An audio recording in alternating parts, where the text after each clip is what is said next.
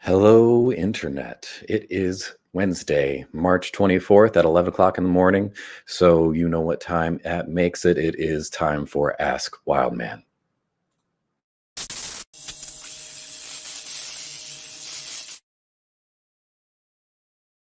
Hello, everyone. My name is Miles Bassett. I am the CEO of Wildman Solutions.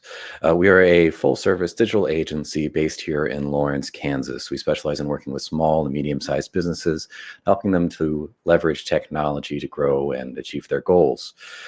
We started doing this live stream about a year ago. Just to answer everyone's questions. We realized we were getting a bunch of the same questions over and over again, so we figured we'd put ourselves out there in this open Q&A to answer everyone's questions about technology, marketing, advertising, business in general, whatever you want. So this is an open Q&A. Please don't treat this as a one-way street. If you have any questions or comments about what we're talking about, you just want to jump in the conversation, please leave your comments below. As we're live streaming to our Facebook page, YouTube channel, and Twitch account. If you are catching this later, you're not watching this live, you can email your questions to askwildman@wildmanweb.com, and we'll get to you next week. As we do this every week, every Wednesday at 11, we stream live to our social media accounts to answer your questions. So throw those questions in the comments below. We will address them as they come up. Immediately, Jeff is commenting here. Jeff, we haven't even started yet. Come on, give me a second. All right, but if you have any questions or comments or anything, follow his lead and throw your comments in below on Facebook or YouTube or Twitch now. We are on Twitch, and I'm seeing we get a couple of viewers over there every week, so that's fun and exciting. All right, before we get going here, I did want to bring up a resource here. How do I do this? There we go. If you haven't checked it out yet, this is our website at wildmanweb.com. There's a ton of free resources for you there. We do this to help out our community, but you know, it's the internet, so anyone anywhere can use this. Go ahead, check out our website. We've got a ton of stuff here, but here under resources, you will find, first of all, our blog. We put up articles here all the time. I just posted a couple yesterday just about domains, how to get there, going over a story we actually told last week on this show about a cautionary tale and some shortfalls and landmines to avoid when getting your domain for your website. So check out these two articles here for that. Also went over another thing we talked about last week on how to find a good web design agency, or more specifically, how to avoid the bad ones. So that's all here. Also under resources, we have our live stream archives.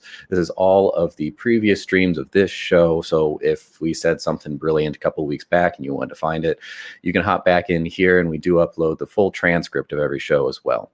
So you can probably find what's going on there. Coming soon, the podcast. As always, we have our toolkit available to you. You can sign up here for a free suite of tools to help you manage your business online. Anyway, that's all here on our website. All right, back to your questions. But first, I'm going to bring in my partner, Mike. You ready?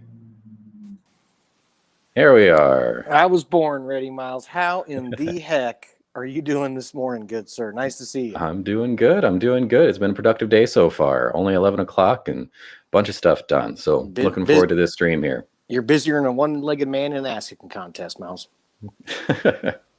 Exactly, but it's good. It's good problems to have. We're working with a lot of great people, a lot of great organizations and businesses. So 100%. I'm happy to work with them.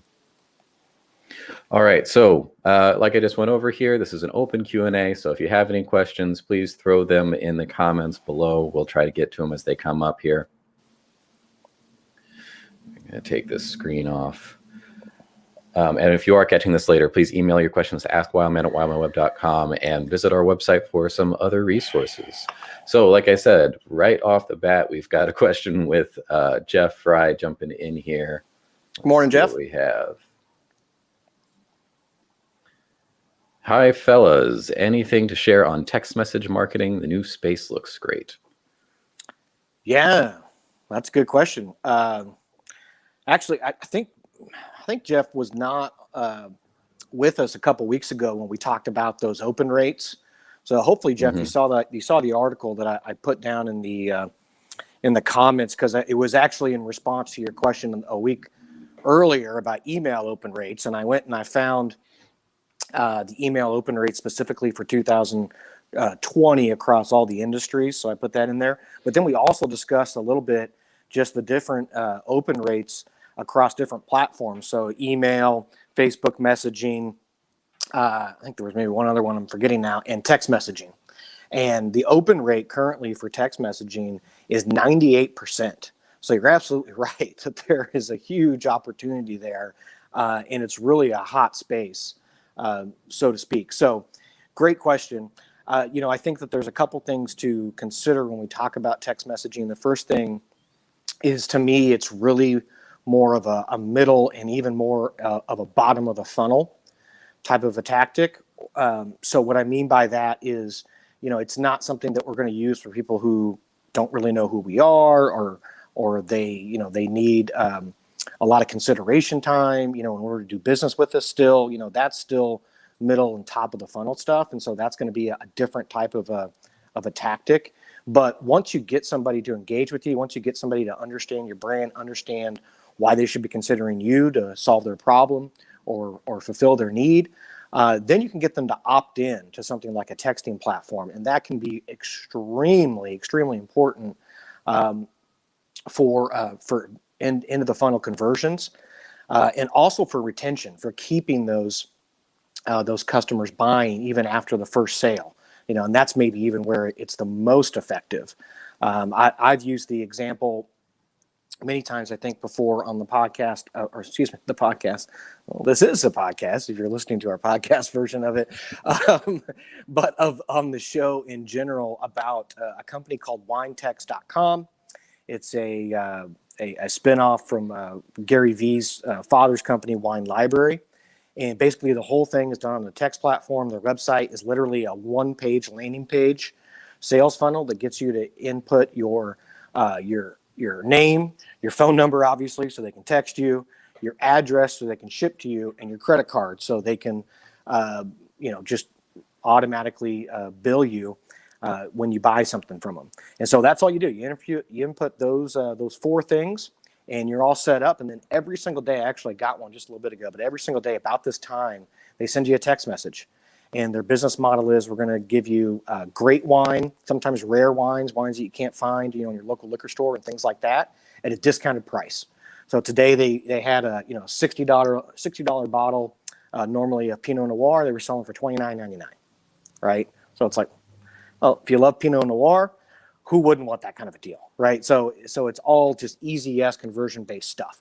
When they send me the text, in the description of the wine of the day, if I want that, I just send them back how many bottles I want, 4, 5, 6, whatever, up to 2 cases, I think is the limit. I haven't tested the limit yet. and it automatically charges my credit card, and it shows up at my house about 4 to 5 days later. I actually just got, You have that ready and waiting by the couch? No, FedEx literally just now, right before we went on the air. Let's see what we got here. They sent me a package from these guys. Yeah, this isn't supposed to be one of those unboxing videos, but apparently we're going cross genre here. I'm just going to show you how this whole thing works. So they sent it to me. Oh, let me get my mic up here. They sent it to me in a very nicely constructed box here. And here we have some lovely Chardonnay from the Columbia Valley. That maybe we'll try that later on this evening.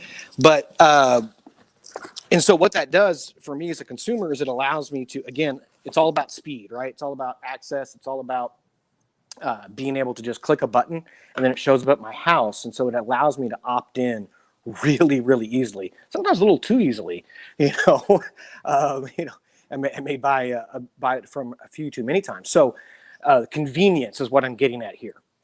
And the ability to just cut out all the BS and give me exactly what I want. I hit a button and then it shows up. That is going to win 9 times out of 10 with consumers, right? Speed always wins. Convenience always wins. And this is just a great example of how you can leverage a text messaging platform to set up your business model that way in order to just, give them exactly what they want, cut all the friction. I mean, we've talked about this before on the show in the sense of, don't set up hoops for people to jump through to give you money, right? I mean, it sounds simple enough, but when we look under the hood at most businesses, there's all kinds of hoops that they've set up for you to jump through in order to give them money. And it makes no sense, right? Remove the friction and you're going to get more sales. You're going to get more opt-ins. You're going to get more conversions. So that was a little bit of a rabbit hole there into an example of how you can use the text messaging platform. So bring me back to my main point there was that it's a bottom of the funnel conversion tool. And it's also something that you have to, when you think about how am I going to do my messaging, is it has to be short bursts. It has to be, again, things that don't take a lot of time to explain. I don't have to have a lot of consideration. You can't send people a novel when you're sending out text, right? It's not how the text messaging platform works. But you also have to, think about that they're going to read every single one of these things. Again, it's a 98% open rate. So choose your words very, very carefully. Only use the words that you have to use in order to get your point across and to give the consumer, what the end goal is that they're getting. And don't put a lot of fluff into your text messaging campaigns. That stuff you save for your videos and your newsletters and your YouTube channel and all that stuff where you can go do deep dives and do long format content like we're doing here. A live show is completely opposite kind of messaging that you would do in a text messaging platform. So I'll let Miles jump in here, but those are my two big things that you got to consider. Is it's a bottom of the conversion funnel type of a tactic, and your messaging has to be really short and really precise. Yeah. So Jeff, I guess I'll bounce back here. Original question is just anything to share on text marketing or text message marketing. Yes, we did talk about this a couple of weeks ago. If you want to go to our live stream archives, I believe it's the show from the 10th, March 10th, that we talked about this. We're talking about more direct message marketing type of campaigns. So text message marketing, direct messaging on Facebook, Instagram, that kind of thing. Email marketing kind of falls into this, where you are having a little bit more of a one-on-one conversation. And we went into a little bit more depth on the 10th about just the effectiveness of something like that, where, what we're doing right now, we're just live streaming out to anyone and everyone that wants to listen to this. It's not really to a specific individual, or if we make another post on let's say Facebook, that's to the entire audience. But if you can directly communicate with someone via text message, for example, and have that sort of one-on-one style communication, then it's going to be much more likely that they're going to be invested in that conversation.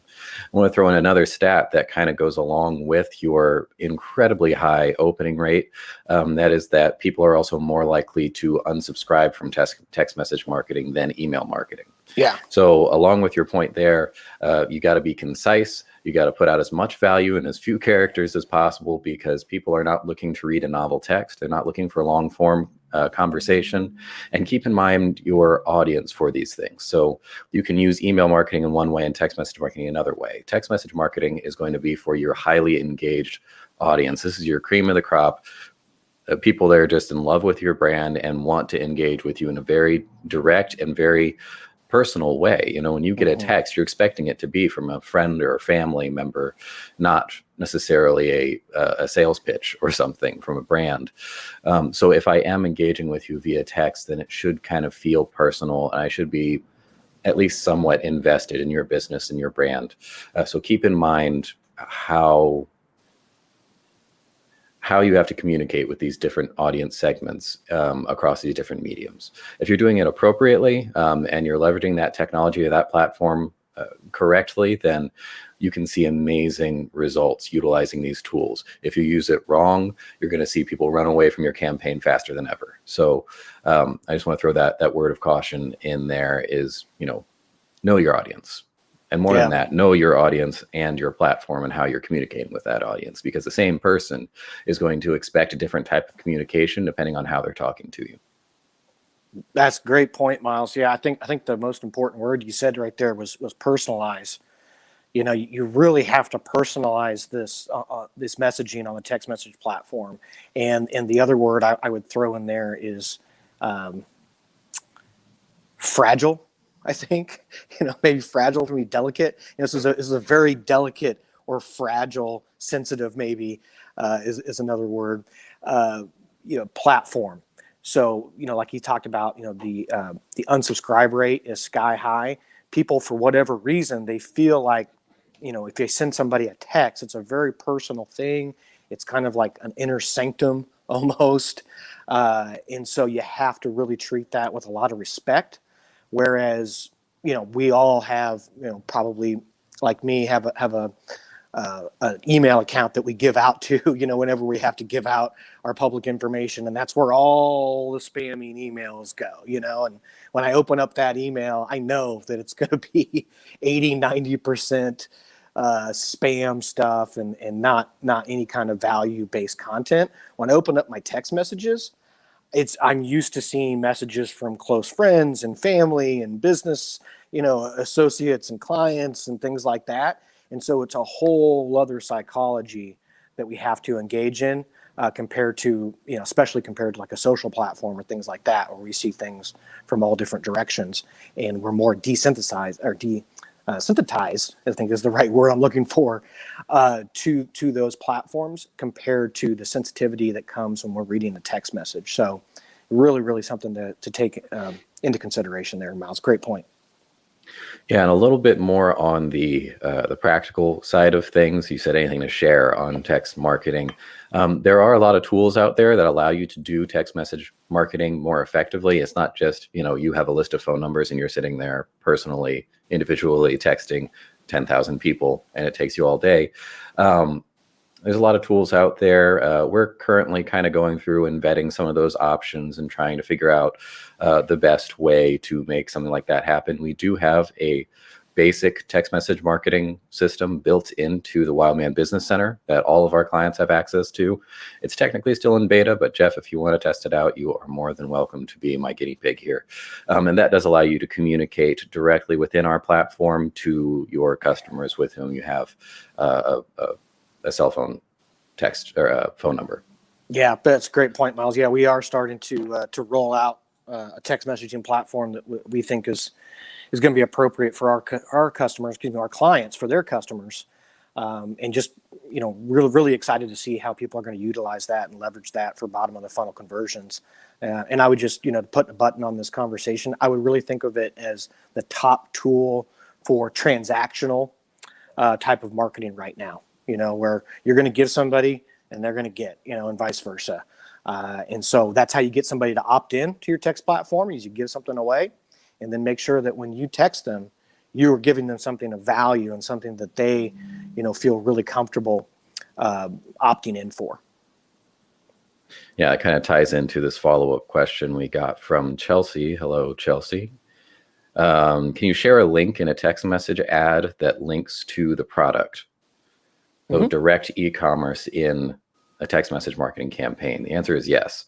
There's a lot of different ways you can do that. If you have an online store or somewhere where they can buy online, then you can just share a link directly in a text message, just like you would if you were sending something to a friend. Or there are actually more complicated ways, like Mike was talking about with his wine service there, where you are sharing information or more conversationally buying something from someone via a more complicated, more robust text message marketing platform. So again, find a tool that works for you. There are several out there. If you're looking at doing that and you're not a client of ours, then just do a little bit of research. They all have slightly different pricing structures and pros and cons, but those are pretty readily available for you. So just do a little bit of looking before signing on with anything. Yeah, good question. And I'll throw one last thing in there, and then maybe we can put this question to bed. But there's also an interesting text messaging platform out there called Community, and it's a text messaging platform app that is meant to be used actually more as a long form and less as a kind of a short transactional platform. And so that's a really interesting one that I've seen some people with audiences use. People that have large followings on social media, or they're authors, or they have podcasts, or all of the above, and they're using that as a way to get people to opt in on a deeper level, again, because it's that really personalized message that you're getting from somebody, and they're using that just to provide value and to connect with people on a deeper level, and not really using it to sell much at all.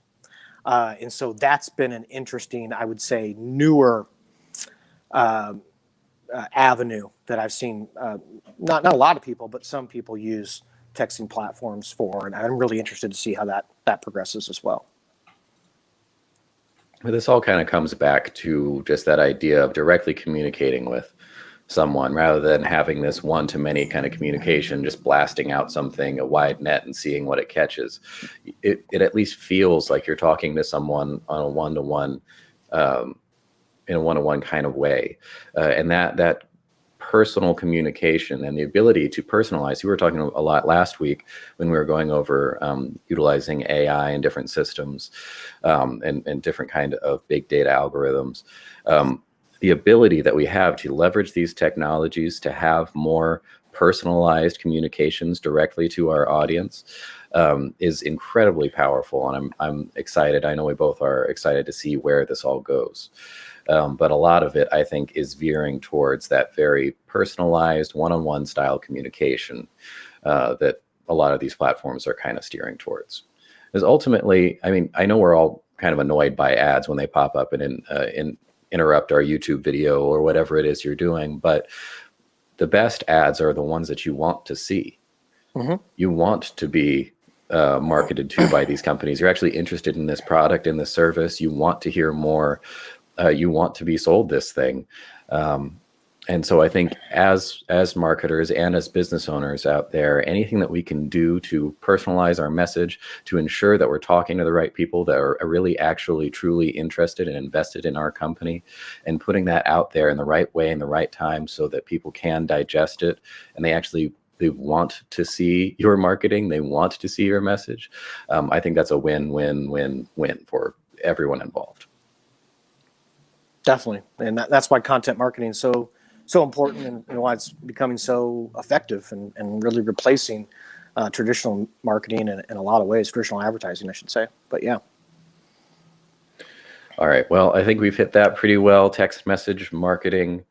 Do we have any other questions, guys? If you want to throw your questions in the comments below, or, if you have any experience dealing with the stuff we're talking about, this doesn't have to be a one-way street here. So feel free to just throw in your resources, your experiences, and we'll bring those up on screen. All right, we got a couple of questions that came in last week. This is actually one of the reasons I just showed you guys the blog and a couple of articles that I put up there. We had our story time with Mike towards the end of last week's show, going over a particular story, a cautionary tale of how not to deal with your business's domain.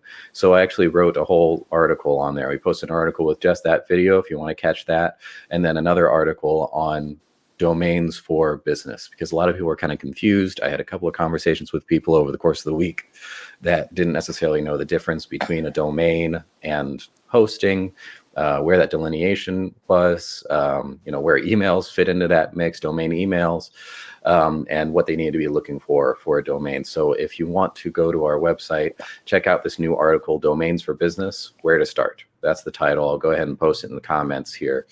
But it can be a really good way to start things. I'm just going to summarize everything real quick. And then if you guys have any follow-up questions on business domains, how to get them, how to manage them, please throw those in the comments here. All right. So just to start off with what a domain is, this is the address for your website. If you imagine your website as a house, inside that house is all of your content and everything that you've done on your website. The address of that house is just how I find it. So I need to be able to communicate to other people in some way that they can understand and they can navigably address is that's the domain. You can think of the internet as a series of interconnected computers all over the world, connected through a crazy series of cables that run the entire length of the planet. Each one of those computers has a ID, a number. This is your IP address. Websites are no different. They have a specific number, an identification that allows people to navigate and use tools called browsers. So like Chrome, Internet Explorer, Firefox, Safari, whatever you want. You use browsers, and these are the tools that allow you to put in an address, and then they know how to navigate the internet and go and find that address and display that site to you. But instead of remembering a series of crazy numbers and an IP address assigned to a website, we decided to use domains. This is a text-based mask of that ID. You're still technically putting in that ID, that's the actual address of the website, but it's being masked by a series of characters that are easier to remember. Ours is wildmanweb.com. So you just have to go to a registrar. This is a company that tells all of the other computers, the entire internet, hey, this is the address associated with this location. Wildman Web Solutions is located at wildmanweb.com. That is their domain. That is their address. So you go to one of those registrars. You can use GoDaddy. You can use Namecheap. There's a bunch of them out there. I like to use Google domains. So go to domains.google.com just because we're a Google partner. It works really well with other Google products. It comes with a free SSL and other benefits there. It's easy to share management, so you don't have to actually give access of your domain over to anyone to put your website up. But yeah, you can use whatever you want. They're relatively cheap unless you need something very, very specific. Like, Mike's example last time, I think it was like food.com or something that's just so generic that everyone would want it. That could be a little expensive. But if it's just the name of your company, wildmanweb.com, it's like $12 a year. Super easy. That goes into, I have a whole list here in this article of how to actually pick a domain. So these are a couple of questions that I got from people asking about domains and answers to those. So starting off with file extensions. You'll see some that are .coms, .nets, .orgs. You can get one that's .ninja. There's just some ridiculous ones out there. My answer to that is stick with .com unless you have a very specific reason to use another file extension. .com is the most common. If someone doesn't quite remember your website, they're going to guess it's .com. If they remembered our website was Wildman Web, but they weren't entirely sure, they're probably just going to put in .com. It just rolls off the tongue of most people just because it is the most common there. So go with .com. If you need something else for some other reason, you have a good reason to use another extension, but the .com is available, I'd say get the .com and then also get that other extension so that if anyone guesses .com, they don't remember quite right, and they just enter it in, they're still going to land on your website.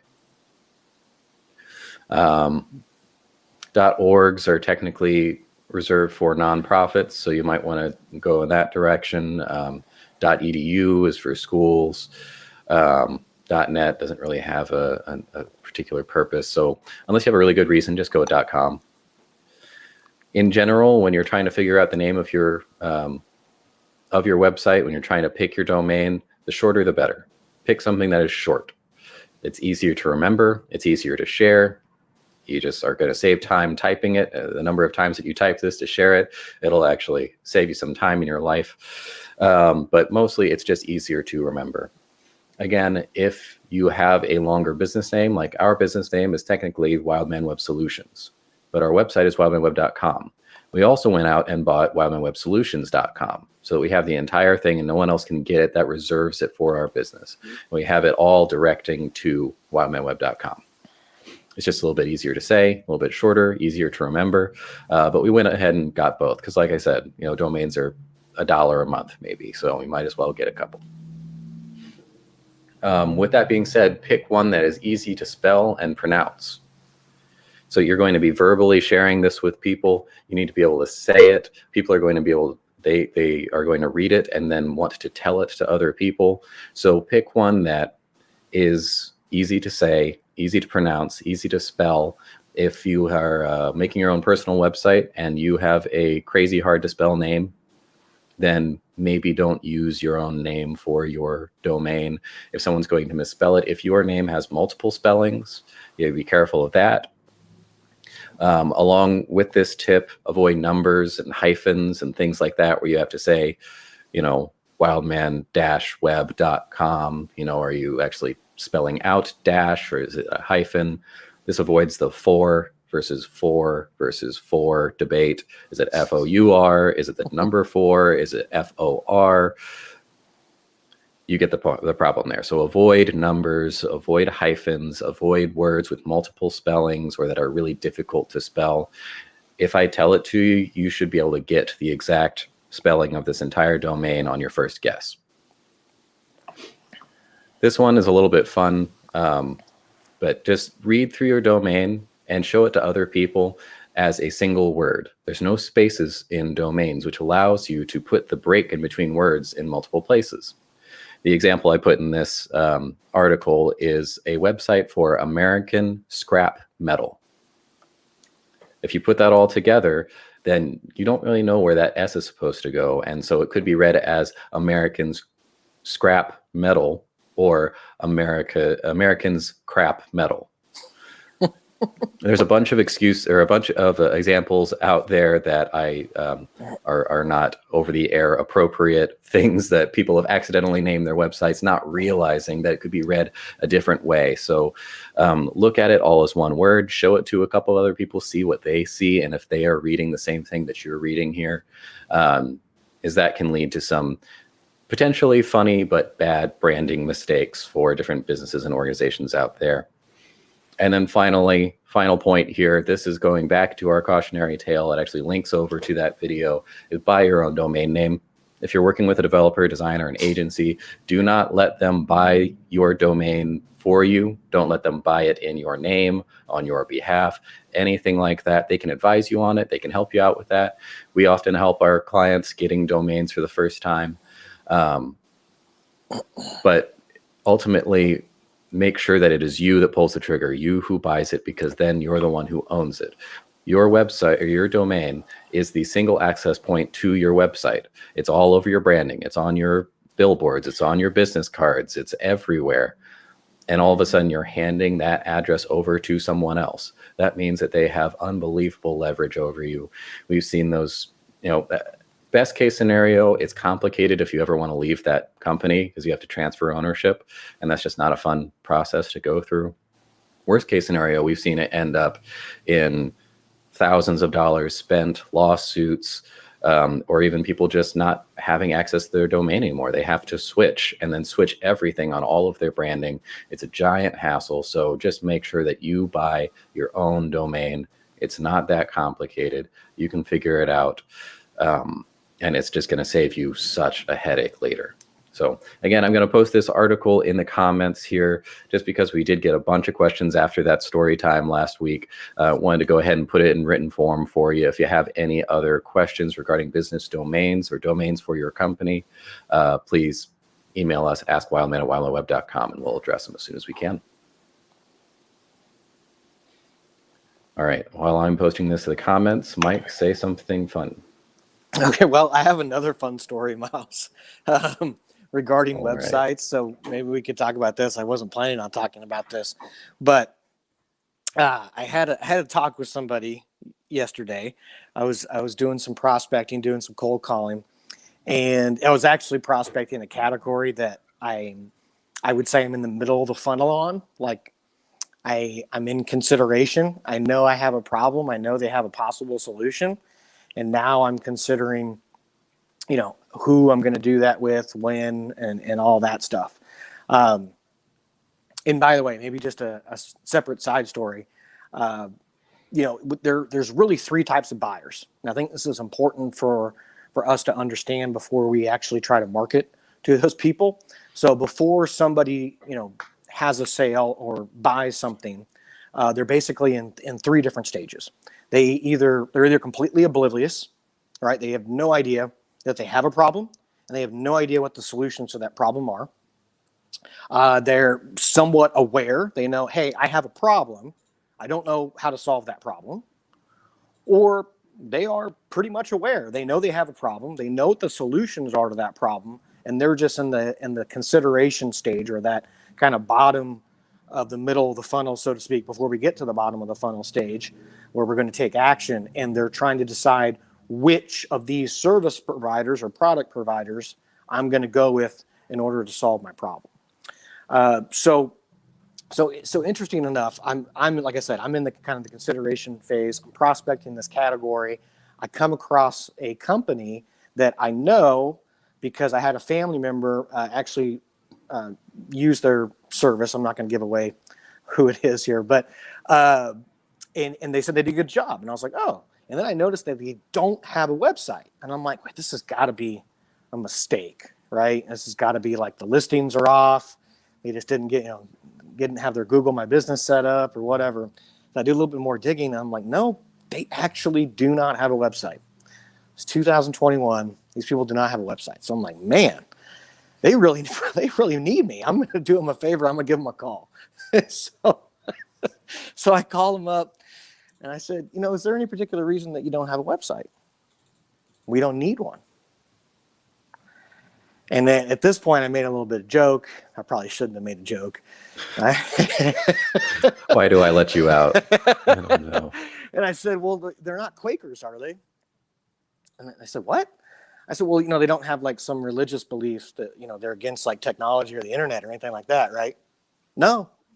Okay. Well, then I explained to him, hey, I was like, well, I'm part owner in a company, and one of the things we do is we build websites. Can I talk to the person who's in charge of that, the office manager? Well, this is the office manager you're talking to.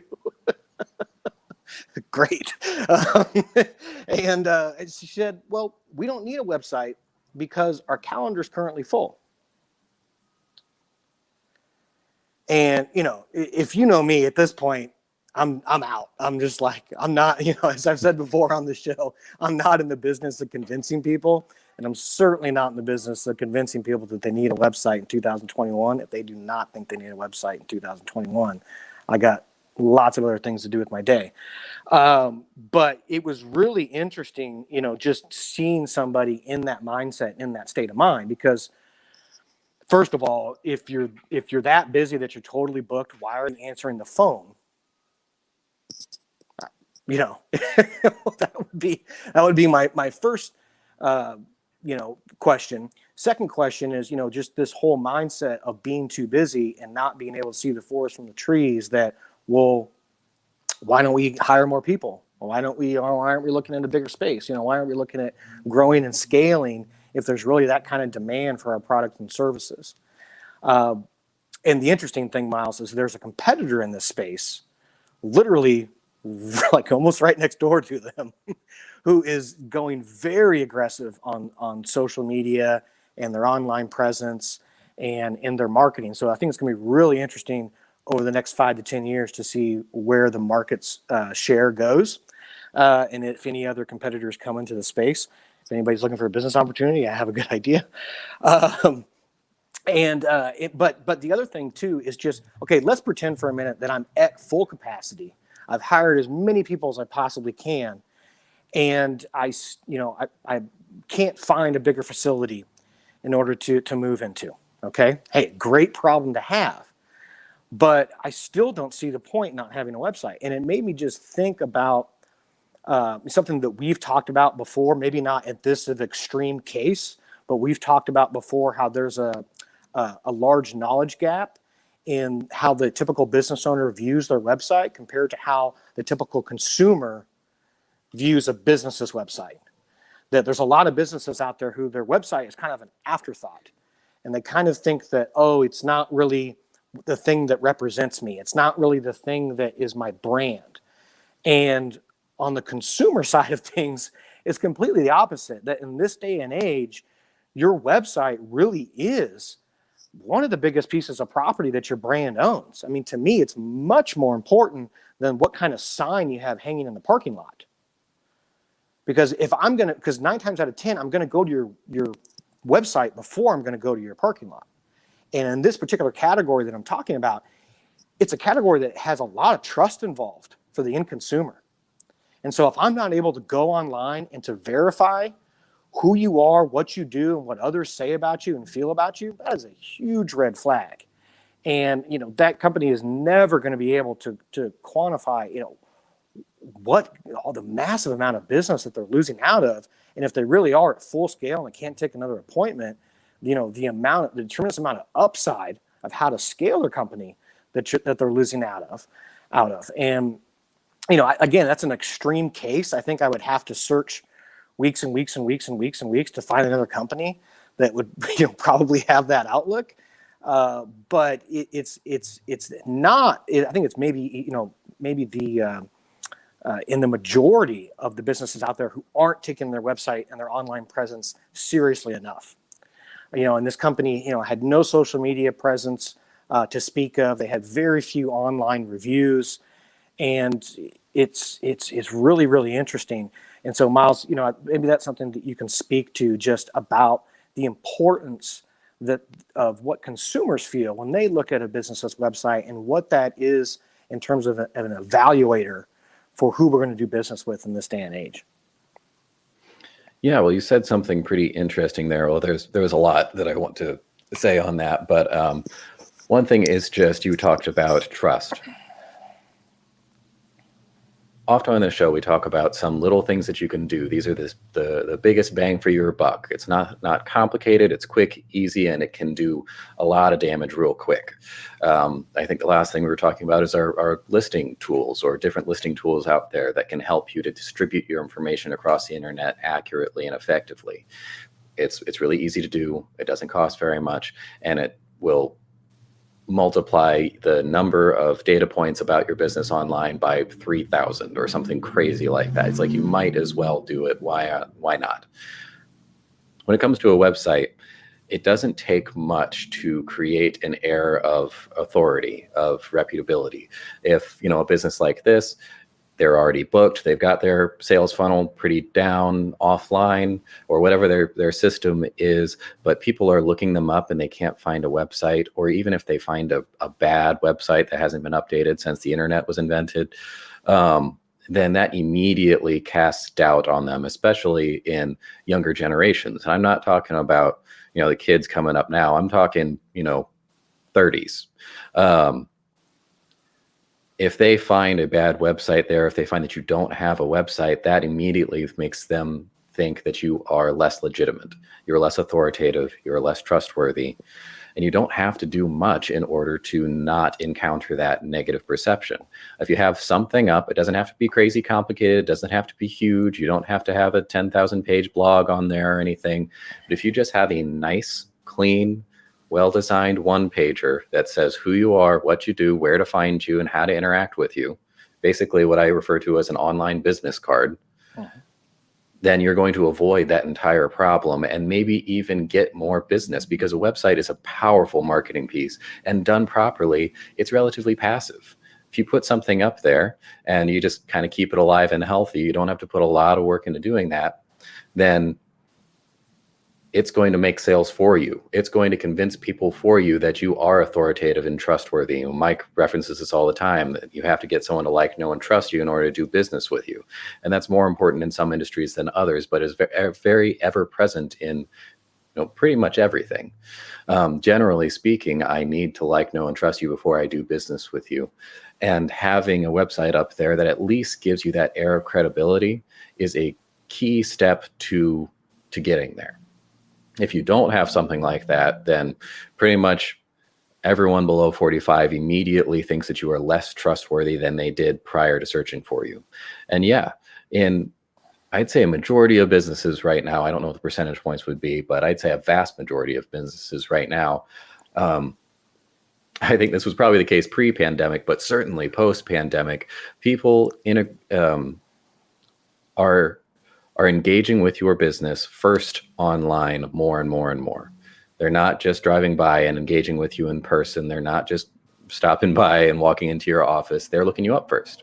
Yep. They're looking for your website. They're looking for your reviews. They're looking to see where you are. Maybe they are actually coming to visit you, but they need to find where the hell you are. Right. Having this online presence is just, it's a no-brainer. A lot of this stuff is really quick, really easy for any business to do out there. It doesn't cost a whole lot. And honestly, you can't afford to not do it in 2021. Yeah, 100%, Miles. I mean, I can't tell you how much as a consumer, like I said, there was, actively wanting to, and probably will make purchases in this category, how much that turned me off, even before I talked to them, that I was not able to find, very little reviews, no website, no social media really to speak of. I mean, even though I knew somebody who had done business with this company and said that they'd done a good job, I was completely just like, whoa, this is red flag central. What the heck's going on here? All their competitors are looking much better all of a sudden. And yeah, you made me think, because just got to give credit's due, that no like and trust comes from Zig Ziglar. And it made me think of Les Brown, the great Les Brown. You got to be hungry. But Les Brown said, a great quote from him. He says, when you open your mouth, the world will know who you are. And I think that it's obviously a quote about us as individuals, but I think it pertains to businesses as well. Is that that first kind of marketing message that they hear, whether it's on social media or through a traditional advertisement or something like that, that's what's going to be the most important thing to draw them in. The second most important thing of how they're going to find out though who you really are as a business and as a brand is going to be your online presence and your website. And it's just as important as anything that would come out of your mouth when you're speaking to a potential customer. Yeah, and maybe we should hit on a couple of reasons why someone might be in that position here in the last 10 minutes or so. So I can see a couple of reasons for someone thinking, hey, I don't need a website. These guys were thinking, we were already booked. Our business is going well. We've got everything else figured out over here. We don't need to be over here. Some of it might be just that, some people, they probably just look at this and it looks overwhelming, managing multiple social media accounts, producing content regularly and putting it out there, having a quality website when you don't know how to do web work yourself. It just looks daunting. It looks like you have to do it all at once. So I'll just let you know, you don't have to do it all at once. You can take this in small bite-sized pieces, and any effort you put in this direction is going to be well spent. It doesn't have to be big, crazy, complicated. Like I said, if you just have a basic website up there that looks good, looks clean, that's going to do you wonders. If you have a basic Google listing, that's going to do great. Pick a social media platform that you're comfortable with. You don't have to be ever present on every platform out there. Pick one or two that you use in your personal life you already know how to interact with, and start an account there. And then, actually, like Mike has said a couple of times, if you don't know how to produce content, just start documenting. What are you doing every day that you're doing anyway? You're already doing that thing. Pull out your phone, record a minute of it, and post it with a little blurb about what people are seeing. That's all you have to do. And then all of a sudden you have an online presence. You have a website that looks reputable, authoritative, and like I might actually be able to trust you. You have a social media presence that says, hey, I'm legit. Here's what I do. Here's me actually working on something. And I post, once a week. So something is regular, showing that I'm still active, open, and doing stuff. And here's my Google listing so that you can actually find me. You can find my phone number. You can give me a call and you can do business with me. Just those couple little things. Establishing a basic online presence. It's not as hard as you think. And like I said, you can't afford not to do these things. Every single one of those moves is going to pay for itself in the long run.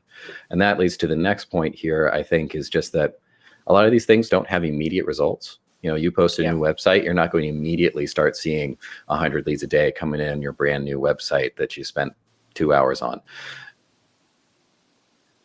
Even if you're working with us, you're working with a professional agency. They work for weeks developing and designing a beautiful custom website. We put it up there and you don't get a call the very next day. That's not how these things work. A lot of these things, from your listings to search engine optimization to a new website to social media, takes a while to build up momentum and to start to see those results. So I think there's probably at least some percentage of people out there that don't have this online presence for their business that just haven't done it because they're not seeing those effects switching on immediately, and therefore they don't see that they're getting those returns. Mike, what do you think? I think those are probably the two big factors here. Yeah, I agree with you, Miles. I think it's the classic trap that we've been discussing over and over again in various forms on the show for months and months and months, and that is, businesses fall into this trap of relying on what worked in the past and assuming that everything's going to stay the same and it'll keep working in the future. We've talked about Kodak, and we've talked about Macy's, and all the big retailers, and we've talked about Sears, and and the story it just happens again and again and again, and it doesn't matter how big you are, how smart you are. They all get comfortable. Actually, it's the ones who get probably the biggest and the fattest and the happiest that are most susceptible to this. and they don't understand that they're not playing the same game that they once were. And so you can't run the same plays and expect to keep winning. It's a totally different game now, different rules. And so,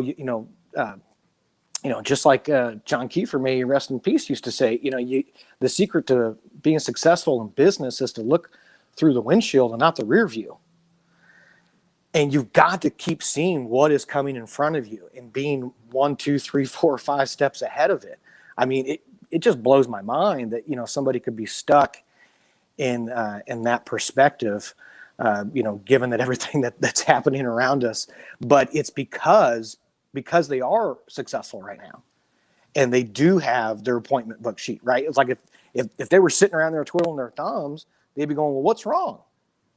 Right. And that's the most dangerous position in my mind to be in, is when you have no clue what's happening around you because you're stuck inside the bottle. As we talk about all the time, the small business person's disease, that I'm stuck inside this bottle. And the smaller businesses, this happens to almost all of them. I get so concerned with operating my day-to-day operations that I don't see what's happening on the outside. And I can't read the bottle, and I can't read the label, right? And we talked about this the other day, Miles, how so many small business owners, their Achilles heel is that they're great at what they do. Like, they're great at providing this product or service, but they're really, really bad at actually being business owners and business developers and people that are able to scale and grow a business through marketing and sales. Now, that leads to job security for us, but it also makes our job a lot harder in a lot of cases. So it's a double-edged sword there, and that's one of the things that we try to do, through this show and everything that we do, is try to empower, especially the smallest businesses, in order to take control of more of that, and so they can see through the windshield, and they can see the steps that they need to take before it's too late, in order to keep their business on the right track and to keep it growing and scale it even farther, and not miss those opportunities that are out in front of them. So yeah, Miles, it just, if I had a nickel for every time we'd see this, I think we would have retired a long time ago. But it's certainly a trap that's easy to fall into. And just like I said, we got to keep growing. We talked about last week. We got to keep developing ourselves. We got to keep pushing ourselves to find out, what's coming next and how we can adapt to it. We just released a newsletter about 20 minutes ago, talking about voice search and, how that's just a whole, technological revolution that is going to completely throw off the way it already is, the way people search and buy products and services. And I think that 90+% of the small businesses out there are vulnerable to this. They're already losing business from it.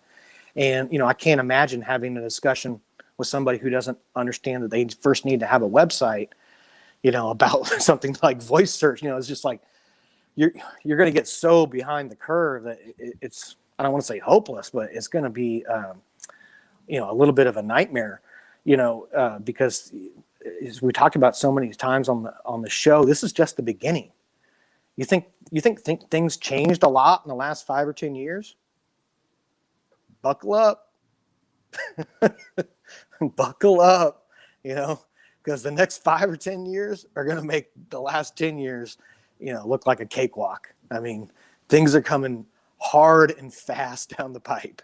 And we've got to be able to bob and weave, and zig and zag if we're going to keep growing our businesses and playing the game the way it should be played. So, my heart goes out to those people. I wish I could, spend my whole day going and talking to them and preaching the gospel to them. But, you sometimes you gotta preach to the people who came to your congregation.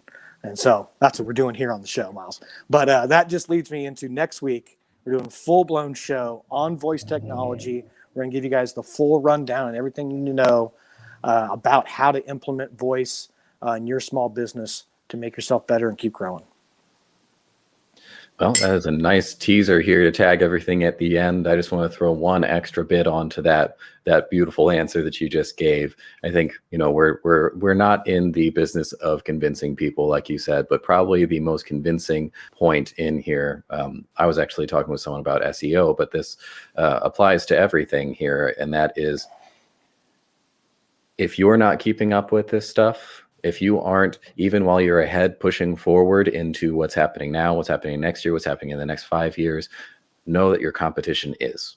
Right. And so for every foot, every mile that you have on them right now, know that they're gaining fast. And it's up to you to stay ahead.